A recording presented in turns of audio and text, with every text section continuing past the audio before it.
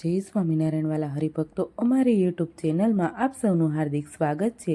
આજે આપણે ગઢડાના દરબાર એવા એભલ ખાચરની અને ગઢડા મંદિરનું કામ ચાલતું હતું ત્યારે ગામોગામથી હરિભક્તો સંતોને રસોઈ દેવા માટે આવ્યા હતા. ત્યારે શ્રીજી મહારાજે જે લીલાઓ કરી છે તે વિશે આજે આપણે વાતો સાંભળીશું. તો ચાલો શરૂ કરીએ આ દિવ્ય ગાથાઓ. એક વખત ચોમાસું હતું અને કેલા નદીમાં પાણી બે કાંઠે ચાલ્યું જતું હતું અને એભલ ખાચરની સામે કાંઠે નીલકંઠ મહાદેવ છે તેના દર્શન કરવાનો નિયમ હતો. પણ સાંજ સુધી પાણી ઉતર્યું નહીં એટલે એભલ ખાચરે શંકરના દર્શન કર્યા વગર કંઈ ખાધું નહીં. પછી સાંજ વખતે મોટીબા મહારાજ પાસે અક્ષરોડીમાં ગયા અને મહારાજને કહ્યું, જે મહારાજ, મારા બાપુ જમ્યા નથી અને ડોલા ખાય છે. મહારાજ કહે, બોલાવો અહીં. પછી મહારાજ ઉગમણા બારના ઓરડાની ઓસરીએ વિરાજમાન થયા અને એભલ ખાચરને બોલાવ્યા અને મહારાજે પૂછ્યું, જે એભલ ખાચર, આજ કેમ નથી જમ્યા? એભલ ખાચર કહે, મહારાજ, શંકરના દર્શનનો નિયમ છે એટલે દર્શન કર્યા વગર જમાય નહીં. પછી મહારાજે આથમણા બારના ઓરડા તથા ઉગમણા બારના ઓરડા તથા ઉત્તરાદા બારના ઓરડા તથા દક્ષિણાદા બારના ઓરડામાં બધા ઓરડાની ઓસરીની કોરે શંકરના સ્વરૂપ દેખાડ્યા. અને મહારાજે એભલ ખાચરને કહ્યું, જે એભલ ખાચર, આમાં ક્યાં તમારા ગુરુ? કરો દર્શન. એમ જ્યારે કહ્યું ત્યાં તો સૌના હાથમાં ડાક તથા ડમરો લઈને વગાડતા હતા. તે જોઈ એભલ ખાચર વિચારમાં પડ્યા, જે આમાં મારા ગુરુ ક્યાં? સૌના સરખા સ્વરૂપ છે. પછી તે સૌ શિવના સ્વરૂપ સચ્ચિદાનંદ સ્વામીમાં લીન થયા. ત્યારે એભલ ખાચરને એમ નીચે થયો, જે મહારાજથી કોઈ મોટું નથી, માટે આજથી મહારાજના દર્શન કર્યા વગર જમવું નહીં. એક વખત બોટાદના હરિજન સંતને રસોઈ દેવા આવ્યા હતા અને ખાંડના લાડુની રસોઈ હતી. પછી દરબારમાં સંતની પંક્તિ થઈ. તે સમયે મહારાજ સૌને પીરસતા હતા અને બોટાદના બ્રાહ્મણ લીમડા નીચે દર્શન કરવા માટે ઊભા હતા. તે મહારાજ સૌને પીરસતા એટલે બ્રાહ્મણ લાડવાની ગણતરી કરતા હતા, જે આ સંત આટલા લાડુ જમ્યા, આ સંત આટલા લાડુ જમ્યા, એમ એકબીજા વાતો કરતા હતા. તે સમયે મહારાજ બોલ્યા, જે બ્રાહ્મણો, શું વાતો કરો છો? આ તો અષ્ટ આવરણને ભેદી જાય તેવા છે. એટલે બ્રાહ્મણ સૌ હસવા માંડ્યા અને મહારાજે ખૂબ સંતોને જમાડી હાથ પગ ધોયાને ઉતારે પધાર્યા. એક વખત બોટાદના અદુ શેઠ ગઢડામાં રસોઈ દેવા આવ્યા હતા અને મહારાજને કહ્યું, જે મહારાજ, મારે મોતિયાની રસોઈ દેવી છે, પણ પાર્ષદ નહીં, એકલા સંત જમે. મહારાજ કહે, શેઠ, મંદિરનું કામ ચાલે છે ને પાર્ષદની હા પાડો. શેઠ કહે, ના મહારાજ, મારે એકલા સંતને જમાડવા છે. પછી મહારાજે મોતિયાની રસોઈ કરાવી અને સંતની પંક્તિ દરબારમાં કરી. ત્યારે અદાશઠે સંતને ખૂબ જમાડ્યા ને સંતને પીરસવા મહારાજને બે હાથ જોડીને વિનંતી કરી. પછી મહારાજે સંતને ખૂબ જમાડ્યા અને છેલ્લે બાકી પીરસ્યો ને સંતના પત્તર ભરી દીધા અને સંત ખૂબ જમીને તૃપ્ત થયા. પછી જેટલી સંતની પ્રસાદી વધી હતી તેના 2 મોટા તપેલા ભરાવ્યા. પછી મહારાજે શેઠને કહ્યું, જે શેઠ, આ વધ્યું તેનું શું કરવું? શેઠ કહે, મહારાજ, અમારે તો કામ ન આવે. ત્યારે મહારાજ કહે, જે સાધુના હોય તે સાધુની પ્રસાદી ખાય. પછી મહારાજે પાર્ષદની આજ્ઞા કરી એટલે પાર્ષદ પોતાની ઉતારે તપેલા ઉપાડી ગયા અને 2 દિવસ સુધી જમ્યા. અહીંયા મંદિરનું કામ ચાલતું હતું અને વેળાવદરના રૂડોભાઈ રસોઈ દેવા આવ્યા હતા. તેને મહારાજે કહ્યું, જે રૂડા, તારું ધાર્યું કરવું છે કે મારું? રૂડોભાઈ કહે, મહારાજ, તમારું ધાર્યું કરવું છે. મહારાજ કહે, કેટલા રૂપિયાની રસોઈ દેવી છે? રૂડોભાઈ કહે, મહારાજ, 100 રૂપિયા લાવ્યો છું. મહારાજ કહે, 50ના અડદ લાવ અને 50ના ઘઉં લાવ. તે પહોંચે ત્યાં સુધી તારી રસોઈ. પછી 50ના અડદ લાવ્યા અને 50 રૂપિયાના ઘઉં લાવ્યા ને મહારાજ પાસે ભેટ કર્યા.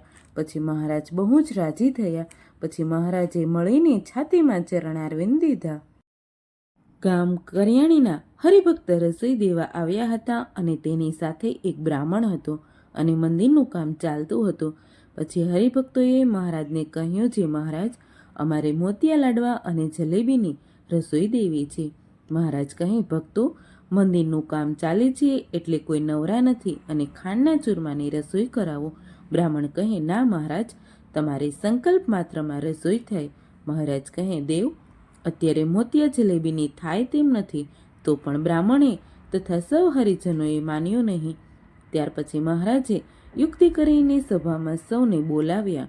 મહારાજ કહે, તમારી પાસે રૂપિયા હોય તે મારી ગાદી ઉપર મૂકો. પછી રસોઈના રૂપિયા બધા મહારાજ પાસે મૂક્યા. પછી મહારાજ કહે, સૌના હોય તે લઈ લ્યો. પછી સૌએ પોતપોતાના રૂપિયા લઈ લીધા અને એક અડધો રૂપિયો બાકી રહ્યો. તેને જોઈ મહારાજ બોલ્યા, જે આ અડધો કોનો છે? બ્રાહ્મણ કહે, મહારાજ, મારો છે. મહારાજ કહે, દેવ, તમારો અડધો લઈ લ્યો. પછી મહારાજ હરિભક્તોને કહે, તમારે શું કરવું છે? હરિભક્ત કહે, મહારાજ, જેમ તમે રાજી થાવો તેમ કરવો છે. પછી મહારાજે ખાંડના લાડુની રસોઈ કરાવી અને બ્રાહ્મણને કહ્યું છે, તમે હવે મોતિયા અને જલેબીની રસોઈ કરાવો. પછી બ્રાહ્મણ શરમાઈ ગયો અને ખાંડના લાડુની રસોઈ કરાવીને મહારાજે સૌ સંતને જમાડ્યા. ગામ બાંધણીના દાજીભાઈ રસોઈ દેવા આવ્યા હતા અને મહારાજે પૂછ્યું છે, હું કહું તેમ કરવું છે કે તમારું ધાર્યું કરવું છે? દાજીભાઈ કહે, મહારાજ, તમે રાજી થાઓ તેમ કરવો છે. મહારાજ કહે, કેટલા રૂપિયા છે? દાજીભાઈ કહે, મહારાજ, 125 રૂપિયા વાપરવા છે. મહારાજ કહે, મંદિરનું કામ ચાલે છે તે અડધાના એટલે 50 રૂપિયાના અડદ લાવો અને 150 રૂપિયાના ઘઉં લાવો. પછી તે પ્રમાણે લાવી મહારાજને ભેટ કરી અને મહારાજ બહુ જ રાજી થયા. અને મહારાજે કહ્યું છે, આ દાણો પહોંચે ત્યાં સુધી તમારી રસોઈ. પછી મહારાજને પગે લાગી પોતાને ગામ ગયા. એક વખત મોતિયા જલેબીની રસોઈ મોટીબાઈએ કરાવી હતી અને સંતની પંક્તિ દરબારમાં જમવા બેઠી હતી અને મહારાજ મોતિયા જલેબી પીરસતા તે સમયે રામાનંદ સ્વામી સંતને વિશે આવી લીમડા તળે ઊભા રહ્યા અને શ્રીજી મહારાજ મોતિયા જલેબીનો ટોપલો લઈ પીરસતા આવ્યા. તે વખતે મહારાજે હિન્દુસ્તાની બોલીમાં રામાનંદ સ્વામીને કહ્યું છે, લ્યો મહાપુરુષ, ચહેતા હે? તુરંત રામાનંદ સ્વામીએ પોતા પાસે રૂમાલ હતો તે પાથર્યો અને મહારાજે મોતિયા જલેબીનો ટોપલો ઠલવ્યો. તે લઈ મહારાજને પગે લાગી ચાલતા થયા. તે સમયે એક વાણિયો છોકરાને તેડીને દરબારમાં ઊભો હતો. તે મહારાજને ભાળીને વાણિયો છોકરાને કહે છે, રોમા, મહારાજ હમણાં તને લાડવા આપશે. મહારાજ કહે, લે મારો અંગૂઠો. એમ કહી મહારાજે અંગૂઠો દેખાડ્યો. મહારાજ કહે, હું મારા છોકરાને જમાડું છું, તું તારા છોકરાને જમાડ. ને એમ કહી મહારાજ ચાલ્યા ગયા અને વાણિયો શરમાઈને ચાલ્યો ગયો. એક વખત માલપુડાની રસોઈ હતી અને દરબારમાં સંતની પંક્તિમાં મહારાજ માલપુડા પીરસતા હતા. પછી બ્રહ્માનંદ સ્વામીને તાણ કરવા માંડ્યા ત્યારે બ્રહ્માનંદ સ્વામી પોતાનું પત્તર પેટ આડું નાખીને આડા પડ્યા.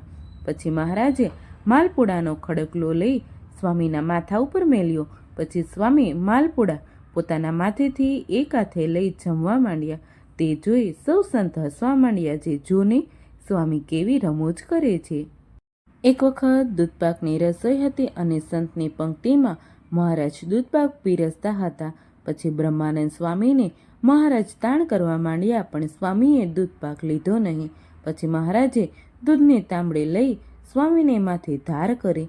તે સમયે સ્વામી કીર્તન બોલ્યા, જે લઈ દઈ દૂધના ગાડવારે, માથડે ઢોળે માવો, ઘેલા થઈને ગોવાલિયારે, ખૂબ પીવે કરી ખ્યાલ. એ કીર્તન સ્વામી જમતા જમતા બોલ્યા. પછી મહારાજ દૂધનો માટલો લેવા ગયા ત્યારે લાડુબાઈએ માટલાનો કાંઠો ઝાલ્યો અને બોલ્યા, જે કંઈ ઢોળવા માટે નથી ભેગું કર્યું. પછી એક કાંઠો મહારાજના હાથમાં અને એક કાંઠો લાડુબાના હાથમાં એમ ખેંચતાણ કરી એટલે માટલું ફૂટી ગયું અને મહારાજ બીજું માટલું લઈ સંતને પીરસવા આવ્યા. તે લીલા બ્રહ્માનંદ સ્વામીએ જોઈ અને કીર્તન કર્યું છે, એક સમયે હરિવનમાં ઊભા વેણ વાયરે, લઈ મટોકી ગોપિકા મહી વેચવાની જાયરે. ને તે પછી નામાચરણમાં સ્વામી બોલ્યા છે, એ લીલાની વાત બ્રહ્માનંદ જાણે રે. અહીંયા ગોપીનાથજી મહારાજનું મંદિર ચણાતું હતું અને કડિયાના પગાર પણ ચડ્યા હતા અને મહારાજને શરીરે મંદવાડ પણ હતું. તે સમયે ગામ ખોલડિયાદના રજપૂત ખેંગાર ભક્ત મહારાજના દર્શને આવ્યા અને મહારાજને અક્ષર ઓરડીમાં દંડવત કરી પગે લાગ્યા અને મહારાજે બધા સમાચાર પૂછ્યા. પછી મહારાજે કહ્યું છે, ખેંગાર ભગત, તમારો વ્યવહાર કેવો છે? ખેંગાર ભગત કહે, મહારાજ, મારો વ્યવહાર બહુ સારો છે. પછી મહારાજ લઘુશંકા કરવા પધાર્યા. તે સમયે શુક સ્વામી અક્ષર ઓરડીમાં પુસ્તક લખતા હતા. તેમને ખેંગાર ભક્તે પૂછ્યું છે, સ્વામી, મહારાજ મને ઘડીએ ઘડીએ પૂછે છે જે તમારા વ્યવહાર કેવા છે, તે મહારાજને કંઈ કામ છે? સ્વામી કહે, હા, કડિયાનો પગાર ચડ્યો છે, તે દેવાને માટે રૂપિયા જોઈએ છે. ભગત કહે, એમાં શું? લ્યો, હું લઈને આવું અને રસોઈ દેવા હું અહીં આવ્યો છું. પછી શ્રીજી મહારાજ લઘુશંકા કરીને આવ્યા. ત્યારે ખેંગાર ભગત બોલ્યા છે, મહારાજ, મારો વ્યવહાર બહુ સારો છે, કંઈ સેવા હોય તો કહો. મહારાજ કહે, ખેંગાર ભગત, કડિયાના પગારના રૂપિયા 300 જોઈએ છે. ભગત કહે, લ્યો મહારાજ, લાવી દઉં.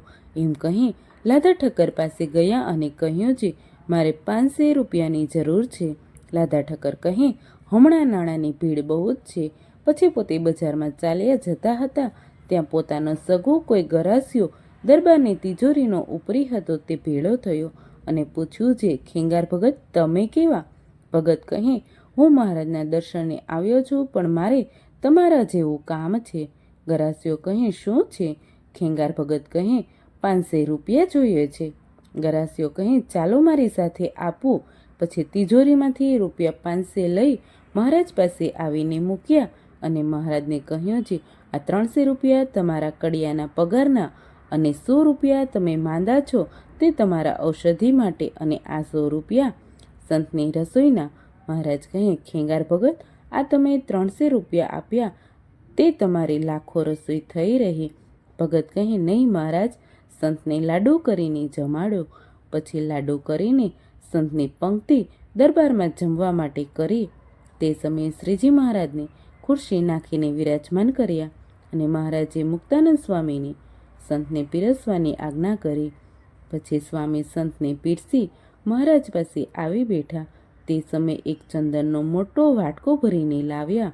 ત્યારે મુક્તાનંદ સ્વામી બોલ્યા છે, ખેંગારભાઈ, મહારાજ માંદા જેવા છે, તે ચંદન શરીરે વસમું લાગશે, માટે ચરણારવિંદને અંગૂઠે પૂજા કરો. તે સાંભળી મહારાજ બોલ્યા છે, સ્વામી, આ ચંદન વસમાં લાગે તેવા નથી, માટે મારા આખા શરીરે ચંદન ચરજો. પછી મહારાજે ચોફાળ ઓઢ્યો હતો તે કોરે મેલીને આખા શરીરે ચંદન ચર્ચાવ્યું અને ખેંગાર ભગતે આરતી ઉતારી. પછી મહારાજ બાથમાં ઘાલી ચંદન સોતા મળ્યા અને ખેંગાર ભગત ઉપર બહુ જ રાજી થયા. આ વાર્તા ખેંગાર ભગતે પંડિત દરબાર વચ્ચે ઊભા રહીને કરી હતી.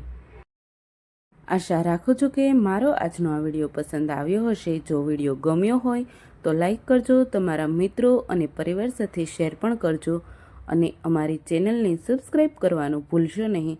તમારા મંતવ્યો કોમેન્ટમાં લખીને જરૂર જણાવશો. ફરી મળીશું આવા જ અનેક દિવ્ય પ્રસંગો સાથે. ત્યાં સુધી બધાને ભાવથી મારા જય સ્વામિનારાયણ.